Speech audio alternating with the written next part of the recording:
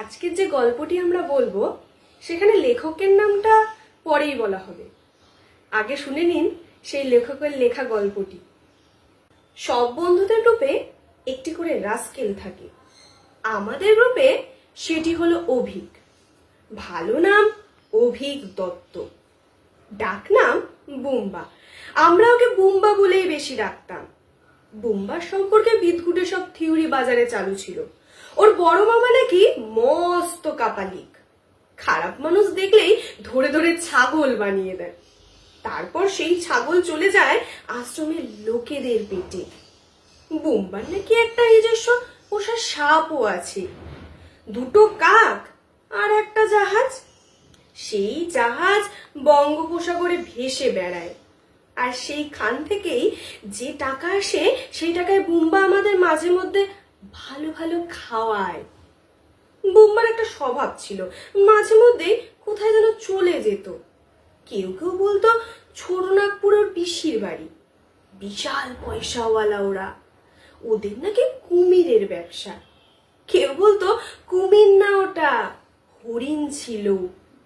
বুম্বাকে জিজ্ঞেস করলে কিছু বলতো না। সেই বুম্বাই ক্লাস 11-এ উঠে এক মেয়ের প্রেমে পড়ে। একদম নরম হয়ে গিয়েছিল। কোথায় সেই আগের হারামিপনা, কোথায় সেই ম্যাজিক? ইভেন আমাদের দেখলেও পালিয়ে যেত।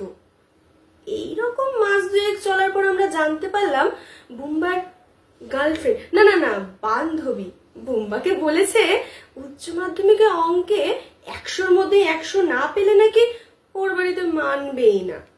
সেই দুঃখে বুম্বা নাকি দিন রাত বাড়িতে অঙ্ক করছে। বাড়ি গিয়ে আমরা দেখি বীজগণিত, জিওমেট্রি, ত্রিকোণমিতি সব নিয়ে বুম্বা দিন রাত বিরাট হুলস্থুলু ব্যাপার লাগিয়ে দিয়েছে। বুম্বার মা ছেলের পারফরমেন্সে তাজ্জব, বাবা বাকরুদ্ধ। মেজকা বলছে কখন যে কার মাথার পোকাটা নড়ে ওঠে বলা মুশকিল। উচ্চ মাধ্যমিকের রেজাল্ট বেরোলো, বুম্বা অঙ্কে 96, আমাদের মফস্বলে হাইয়েস্ট। আমাদের সে কি আনন্দ বলে বোঝাতে পারবো না।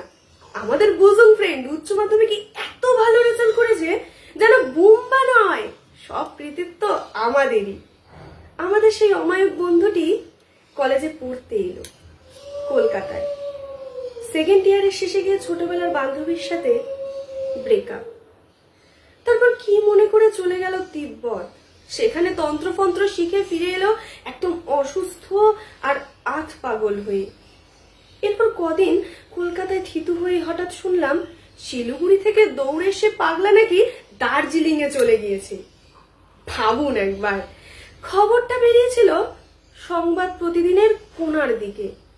তারপর বহু বছর আমাদের আর যোগাযোগ হয়নি। গতকাল বেটার ছেলেকে দেখি শিয়ালদা স্টেশনের বাইরে দাঁড়িয়ে আলু কাবলি খাচ্ছে। আমাকে দেখে একগাল হাসি, জড়িয়ে ধরে সে এক তুমুল হইচই ব্যাপার। অথচ আমরা জানি যে মেজাজ এন্টি থাকলে শালা আমায় দেখে পালিয়ে যেত। আমি বললাম কি করছিস রে মাকড়া আজকাল, চিকনাই তো হেব্বি দিয়েছিস। বুম্বা গাল চুলকে অমায়িক হেসে বলল পারিবারিক ব্যবসা, কুমিরের ছাল ছাড়িয়ে বিদেশে পাঠাচ্ছি। আমি বললাম যা ছাগলামি বলিস না। আমি বললাম একদিন আয় না আমার বাড়িতে, বেলঘড়িয়ায় ফ্ল্যাট নিয়েছি, নাম্বারও নিলাম। এই ঘটনার অনেকদিন পর বিকেলবেলা টিভি খুলে বাড়ি বসে নিউজ দেখছি। দেখি ফিজিক্সের মৌলিক গবেষণার জন্য রাষ্ট্রপতির হাত থেকে সেরা বিজ্ঞানীর পুরস্কার পেয়েছে বাংলার ছেলে অভিক দত্ত, আমাদের বুম্বা। আমি লাফ দিয়ে উঠে বসেছি সোফায়, বউ আমার পাশেই ছিল। বউকে জিজ্ঞাসা করলাম আচ্ছা তুমি কি আলু কাবলি খাও? বউ বলল তুমি আবার কবে থেকে আমি কি ভালো খাই তার খোঁজ নেওয়া শুরু করলে? আমি বললাম আরে বলো না, ভালোবাসো কিনা খেতে বলো। বউ বলল জানি না। আমি বললাম চলো তোমায় আজ আলু কাবলি খাওয়াতে নিয়ে যাব এক জায়গায়। বউ বলল এত খাবার থাকতে আলু কাবলি? আমি বললাম হ্যাঁ তাই। আয়নার সামনে দাঁড়িয়ে প্যান্ট গলাতে গলাতে ভাবছি এত বড় বিজ্ঞানী আমাদের বুম্বা, অথচ কি সাধারণ পোশাক পরে শিয়ালদা স্টেশনের বাইরে দাঁড়িয়ে শাল পাতায় করে আলু কাবলি সাটাচ্ছে। তারপর মনে মনে হেসে উঠলাম, ব্যাটার ছেলে তো চিরকালই এরকম। এই গল্পটি যে আমি পরিবেশন করলাম, এটি লিখেছেন সায়ন্তন সাহা।